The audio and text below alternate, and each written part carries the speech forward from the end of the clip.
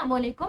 तो last video के अंदर हम लोगों ने फेजर्स और कॉम्प्लेक्स नंबर्स का थोड़ा सा इंट्रोडक्शन देखा था। अब हमें इस बात का आइडिया हो चुका है कि हम टाइम डोमेन में अपने क्वेश्चन को सॉल्व नहीं कर पाएंगे, हमें फेजर्स की नीड पड़ेगी। और फेजर्स क्या होते हैं? कॉम्प्लेक्स नंबर होते हैं। तो हमें कहीं ना कहीं अपने सर्किट्स के अंदर कॉम्प्लेक्स नंबर्स को सॉल्व करना पड़ेगा। अभी हमारे पास कोई सर्किट मौजूद नहीं है, मैं इस वीडियो के अंदर कोई सर्किट को सॉल्व नहीं करूंगी, बल्कि हम लोग ये देखेंगे कि हम लोग सिंपल कॉम्प्लेक्स नंबर्स की सॉल्विंग किस तरीके से करते हैं। ठीक है, अब देखिए कॉम्प्लेक्स नंबर को सॉल्व करने के आपके पास दो तरीके हो सकते हैं। या तो आप उसको कैलकुलेटर से सॉल्व कर लें, जो आपके पास साइंटिफिक कैलकुलेटर होता है, सही है। या तो आप उसको मैनुअली सॉल्व कर लें। अब अगर आपको कैलकुलेटर अलाउ है ना, तो मैं बिल्कुल भी रिकमेंड नहीं करती कि आप लोग मैनुअली जो है उसको सॉल्व करें, क्योंकि इसमें मिस्टेक के चांसेस ज्यादा होते हैं। सही है, तो मेरी कोशिश होगी कि मैं कैलकुलेटर की भी एक वीडियो बना लूं, जब बनाऊंगी तो इंशाल्लाह मैं इसमें लिंक डाल दूंगी शायद। ठीक है, मगर अभी के लिए फिलहाल हम लोग इस वीडियो में मैनुअली देखेंगे कि कॉम्प्लेक्स नंबर को हमें कैसे सॉल्व करना होता है, जिसके लिए हमें पता है कि हमें कुछ फॉर्मूलाज देखने पड़ेंगे, कुछ टेक्निक देखनी पड़ेंगी। तो अब इतनी चीज याद रखें कि कॉम्प्लेक्स नंबर की हमें ये बात पता है कि कुछ फॉर्म्स होती हैं। एक फॉर्म रेक्टेंगुलर फॉर्म होती है और एक फॉर्म पोलर फॉर्म होती है। तीसरी फॉर्म भी हमने देखी थी, मगर वो कैलकुलेशन में ज्यादा काम नहीं आएगी। ठीक है, तो अब देखिए कुछ चीजें ऐसी होंगी जो रेक्टेंगुलर फॉर्म में ज्यादा इजी होंगी और कुछ चीजें ऐसी होंगी जो पोलर फॉर्म में ज्यादा इजी होंगी। जैसे कि लेट सपोज अगर आपको एडिशन और सब्ट्रैक्शन करना है तो आप रेक्टेंगुलर फॉर्म का यूज करोगे। ठीक है, मतलब कि अगर मेरे पास एक रेक्टेंगुलर फॉर्म मौजूद है x1 प्लस का jy1 और दूसरा कॉम्प्लेक्स नंबर मौजूद है x2 प्लस का jy2, तो मैं इसको आसानी से ऐड कर सकती हूँ। मैं सिंपल क्या करूंगी, x1 में x2 को ऐड करूंगी, y1 में y2 को ऐड करूंगी।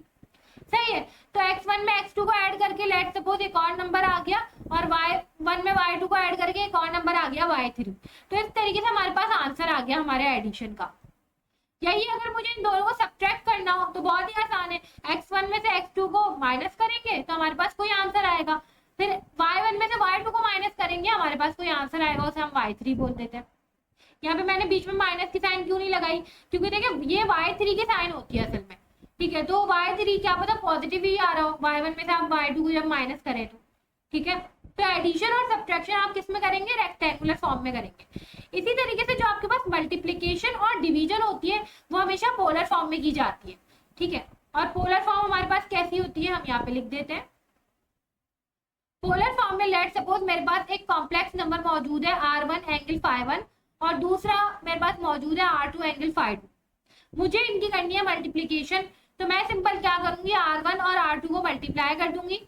ठीक है, और इनके एंगल्स को ऐड कर दूंगी, मल्टीप्लाई नहीं करूंगी, ऐड करूंगी। ये फॉर्मूला आपने याद रखना है मल्टीप्लिकेशन के लिए। इसी तरीके से अगर मुझे दो कॉम्प्लेक्स नंबर्स को डिवाइड करना है तो मैं मेक श्योर करूंगी मेरे पास उसकी पोलर फॉर्म मौजूद हो, और पोलर फॉर्म में मैं r1 और r2 को आपस में डिवाइड कर दूंगी, मगर उनके एंगल्स को सब्ट्रैक्ट करूंगी। ठीक है, अब यहाँ पे मुझे एक और फंक्शन भी दिख रहा है, ये ब्रैकेट के बाहर ना एक पावर दिख रही है। अगर आप गौर से देखें तो ये जो हाफ पावर होती है ना, ये अंडर रूट की होती है असल में। ठीक है, और अंडर रूट को सॉल्व करने का भी तरीका होता है, मगर उसके लिए आपको कौन सी फॉर्म चाहिए होती है, पोलर फॉर्म ही चाहिए होती है। आपको जिस भी कॉम्प्लेक्स नंबर का अंडर रूट निकालना है, लेट सपोज मुझे इसका निकालना है, r फाइव का निकालना है, तो मैं सिंपल क्या करूंगी, r को मैं कर दूंगी अंडर रूट और ये जो फाइव है इसको मैं डिवाइड बाय 2 कर दूंगी। तो मेरे पास जो आंसर आएगा समझो मेरे पास स्क्वायर रूट निकल के आ गया इस कॉम्प्लेक्स नंबर का। तो इस तरीके से आपके पास बहुत सारे फॉर्मूलाज होते हैं। अभी मैंने बिल्कुल बेसिक फॉर्मूलाज बता दिए जो कि हम लोग इसमें ज्यादातर यूज कर रहे होंगे। ठीक है, अब हमें यहाँ पे एग्जाम्पल 9.3 को सॉल्व करना है, जो कि हमारी फंडामेंटल ऑफ इलेक्ट्रिक सर्किट्स की एग्जाम्पल है। सही है, हमें क्या कह रहे हैं, evaluate these complex numbers 40 angle 50 degree plus 20 angle minus 30 degree, और ब्रैकेट में हमारे पास यहाँ पे हाफ पावर लगी हुई है। पावर को बाद में देखते हैं, पहले तो अंदर वाली चीज ऐड करनी है। तो ऐड करने के लिए मैंने अभी आप लोगों को बताया था कि हम कौन सी फॉर्म यूज करते हैं, रेक्टेंगुलर फॉर्म यूज करते हैं। ठीक है, तो हमारे पास तो यहाँ पे चीजें मौजूद है पोलर फॉर्म में, तो आपको पहले इस पोलर फॉर्म को कन्वर्ट करना पड़ेगा रेक्टेंगुलर फॉर्म के अंदर, और ये भी हमने लास्ट वीडियो में देखा था कि हम कैसे कन्वर्ट करते हैं। ठीक है, इसी तरीके से आपको इसको भी कन्वर्ट करना पड़ेगा पोलर फॉर्म के रेक्टेंगुलर फॉर्म के अंदर, जब भी आप इन दोनों को ऐड कर पाओगे। तो 40 एंगल 50 को मैं पहले कन्वर्ट कर देती हूँ। ये मेरे पास r की वैल्यू मौजूद है और ये 50 डिग्री फाई है। मुझे इससे जाना है रेक्टेंगुलर फॉर्म में, मतलब मुझे x प्लस का जे वाई चाहिए, मतलब मुझे x चाहिए और मुझे y चाहिए। x का फॉर्मूला होता है मेरे पास r cos फाई और y का फॉर्मूला होता है मेरे पास r sin फाई। r की वैल्यू है मेरे पास 40 cos 50 डिग्री, फाई की वैल्यू 50 डिग्री थी और यहाँ पे हमारे पास हो जाएगा 40 sin 50 डिग्री। ठीक है, तो आपके पास जो x का आंसर है वो यहाँ पे मैं लिख देती हूँ डायरेक्ट, यहाँ पे आ जाएगा आपके पास 25.71 और y का आंसर आएगा आपके पास 30.64। तो 25.71 प्लस का j 30.64, ये आपके पास रेक्टेंगुलर फॉर्म निकल कर आ गई किसकी, 40 एंगल 50 डिग्री की। ठीक है, अब आप यहाँ पे ये सिंपल लिख दो 25.71 प्लस का j 30.64 प्लस, अब यही सेम काम आपने 20 एंगल माइनस 30 डिग्री के साथ भी करना है। आपको x निकालना है, आप कैसे निकालोगे, r cos फाई करके। यहाँ पे आपकी r की वैल्यू 20 और फाई की वैल्यू -30। ठीक है, तो 20 cos -30 और y कैसे आएगा 20 sin -30। ठीक है, तो x की वैल्यू आपके पास यहाँ पे निकल कर आ जाएगी 17.32 और y की वैल्यू निकल कर आएगी -10। ठीक है, तो इसकी आपके पास रेक्टेंगुलर फॉर्म कुछ ऐसे निकल के आएगी 17.32 माइनस j10। ये माइनस कहाँ से आ गया, देखिए y का आंसर माइनस में आया था ना। ठीक है, तो ये माइनस j के साथ आ जाता है। ठीक है, तो इस बात का आपने ख्याल रखना है। अब देखें इसको थोड़ा सा हम इस तरीके से, अब सिंपल हमने क्या करना है कि हमने यहाँ पे इन दोनों को ऐड करना था, तो हम इसके रियल नंबर में रियल नंबर ऐड कर देते हैं। ठीक है, और ये जो इमेजिनरी नंबर है इसमें हम 10 को माइनस करा देते हैं और इस पूरे ब्रैकेट के ऊपर हाफ लिखा हुआ है। तो जब आप 25.71 में 17.32 ऐड करेंगे तो आपके पास आंसर आएगा 43.03 और जब आप 30.64 में से 10 को माइनस कराएंगे तो आपके पास आंसर आएगा 20.64। ठीक है, अब देखिए अभी एक चीज सॉल्व नहीं हुई है इस सवाल के अंदर, जो कि हमारे पास ये हाफ पावर है जो कि स्क्वायर रूट होता है। तो स्क्वायर रूट निकालने के लिए हमें पोलर फॉर्म चाहिए होती है, तो आपको इस रेक्टेंगुलर फॉर्म को पहले पोलर फॉर्म में कन्वर्ट करना पड़ेगा। सही है, तो अभी हमने देखा कि हम पोलर से रेक्टेंगुलर कैसे जाते हैं, अब हम देखेंगे कि हम रेक्टेंगुलर से पोलर फॉर्म कैसे जाते हैं। ठीक है, तो हमें r की वैल्यू निकालनी है और हमें फाई की वैल्यू निकालनी है। हमारे पास x मौजूद है और y मौजूद है। ठीक है, r की वैल्यू कैसे निकालते हैं, अंडर रूट के अंदर एक्स स्क्वायर प्लस का वाई स्क्वायर कर देते हैं और फाई की वैल्यू कैसे निकालते हैं, tan inverse y by x कर देते हैं। ठीक है, तो x मौजूद है आपके पास 43.03, यहाँ पे मैं पुट कर देती हूँ 43.03, y मौजूद है आपके पास 20.64। आप दोनों को स्क्वायर करो, अंडर रूट करो, आपके पास r का आंसर आ जाएगा 47.72 और फाई की वैल्यू आपके पास निकल के आ जाएगी tan inverse y by x करेंगे। जब आप y क्या है 20.64 है और x है आपके पास 43.03, तो फाई की वैल्यू यहाँ पे आ जाएगी 25.63 डिग्री।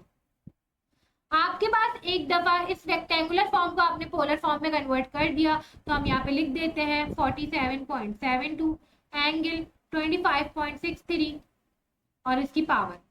आपने सिंपल क्या करना होता है, अंडर रूट निकालने के लिए आपने सिंपल इस r को अंडर रूट करना होता है और इसको डिवाइड बाय 2 करना होता है।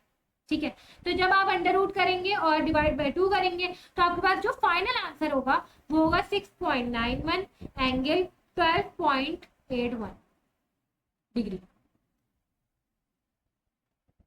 ये आपके पास एग्जाम्पल 9.3 का पार्ट ए सॉल्व हो गया है। आप यही सेम काम कैलकुलेटर से भी कर सकते हैं। ठीक है, और बहुत ही आसानी से हो जाएगा, इतनी लंबी कैलकुलेशन नहीं होती, मगर बहुत सारे लोगों को होता है कि हमें मैनुअली भी आनी चाहिए और आनी भी चाहिए कि आपको पता होनी चाहिए चीजें किस तरीके से सॉल्व हो रही है। सही है, तो अब हम इसका बी पार्ट देख लेते हैं। अच्छा, तो अब देखिए हमारे पास एग्जाम्पल 9.3 का पार्ट बी मौजूद है और इसके अंदर अगर हम देखें तो हमें एक नई चीज दिख रही है जो कि ये स्टार जैसा है। इसे हम लोग कह रहे होते हैं कॉन्जुगेट। कॉन्जुगेट को सॉल्व करने का ये तरीका होता है कि आप सिर्फ क्या करो, जो इमेजिनरी साइन है ना आपके पास, आप उसको बदल दो, माइनस है तो पॉजिटिव कर दो, पॉजिटिव है तो नेगेटिव कर दो और आपके पास ऑटोमेटिकली ये कॉन्जुगेट साइन हट जाएगा। तो मैं इस माइनस को पॉजिटिव कर देती हूँ। याद रखना सिर्फ इमेजिनरी वाले नंबर का करना, रियल नंबर का मत करना। सही है, तो ये आपके पास प्लस हो गया, तो यहाँ से मैं कॉन्जुगेट हटा देती हूँ। अब असल में आपको ये वाली चीज सॉल्व करनी है। अब अगर मैं ऊपर देखूं तो ऊपर दो ब्रैकेट्स आपस में ऐड हो रहे हैं, और ऐड होने के लिए मेरे पास दोनों रेक्टेंगुलर फॉर्म मौजूद होनी चाहिए थी। मेरे पास ये तो रेक्टेंगुलर फॉर्म है, मगर tan एंगल -30 रेक्टेंगुलर फॉर्म नहीं है। तो मैं इसकी रेक्टेंगुलर फॉर्म कैसे निकालूंगी? x equal to r cos phi करके, r मेरे पास tan है और cos फाई मेरे पास -30 डिग्री है। और y की वैल्यू कैसे निकालूंगी? tan sin फाई करके। ठीक है, तो मेरे पास x की वैल्यू आ जाएगी 8.66 और y की वैल्यू मेरे पास यहाँ पे आ जाएगी -5। ठीक है, तो ऊपर वाला जो ब्रैकेट है ये हमारे पास कुछ ऐसे हो जाएगा 8.66 माइनस का j5 ऐड हो रहा होगा 3 माइनस का j4 में। ये फ्रैक्शन के ऊपर वाला पार्ट है। अब नीचे देखें, दो ब्रैकेट्स आपस में मल्टीप्लाई हो रहे हैं, और मल्टीप्लाई होने के लिए हमें पता है कि पोलर फॉर्म ज्यादा सही रहती है। ठीक है, तो आपको इनको पोलर फॉर्म में कन्वर्ट करना है, और क्योंकि अब हमें चीजें समझ में आ चुकी हैं तो मुझे लगता है कि ये आपको खुद करना चाहिए। जब आप इसको पोलर फॉर्म में कन्वर्ट करेंगे, r1 को r2 से मल्टीप्लाई करेंगे, φ1 को φ2 से मल्टीप्लाई करेंगे, तो यहाँ पे मैं डायरेक्ट आंसर लिख रही हूँ। वो आंसर आ जाएगा आपके पास 26.08 एंगल 122.47। ठीक है, और ऊपर वाली चीज को आप ऐड कर देंगे तो आपके पास ऐड में आंसर आ जाएगा 11.66 माइनस का j9, और नीचे है आपके पास 26.08 एंगल 122.47।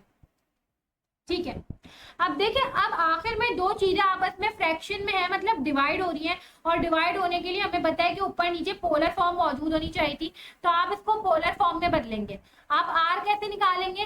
अंडर रूट के अंदर 11.66 का स्क्वायर प्लस -9 का स्क्वायर, और फाई आप कैसे निकालेंगे? tan inverse phi by x करके। ठीक है, तो आपके पास आंसर आ जाएगा ऊपर 14.73 एंगल -36.66, और नीचे आपके पास एज इट इज वही चीज मौजूद है। आप दोनों को डिवाइड कैसे करेंगे? r1 को आप r2 से डिवाइड करेंगे और एंगल्स को आपस में माइनस कर देंगे। ठीक है, अब क्योंकि हमें चीजें समझ में आ चुकी है तो मैंने यहाँ पे इसको ज्यादा लंबा नहीं करा, क्योंकि आप लोग भी थोड़ा सा बोर हो जाएंगे। ठीक है, तो आपके पास आंसर आ जाएगा कुछ इस तरीके से। तो ये हमने इस वीडियो के अंदर सिंपल कैलकुलेशन देखी थी अपने कॉम्प्लेक्स नंबर्स की। अब क्योंकि हमें ये बात पता है, हम जब तक खुद से चीजों को सॉल्व नहीं करें तो हमें नहीं आती है। अगर आपको चेक करने के आपको कॉम्प्लेक्स नंबर की कैलकुलेशन ठीक से समझ आई है या नहीं, तो हम कोशिश करते हैं कि हर वीडियो के आखिर में एक क्वेश्चन को खुद से सॉल्व करने की ट्राई करें। तो मैं एग्जाम्पल जो इसकी प्रैक्टिस प्रॉब्लम है इस एग्जाम्पल की वो लिख देती हूँ। अच्छा, तो देखिए ये हमारे पास प्रैक्टिस प्रॉब्लम मौजूद है 9.3। इसके भी दो पार्ट्स हैं हमारे पास।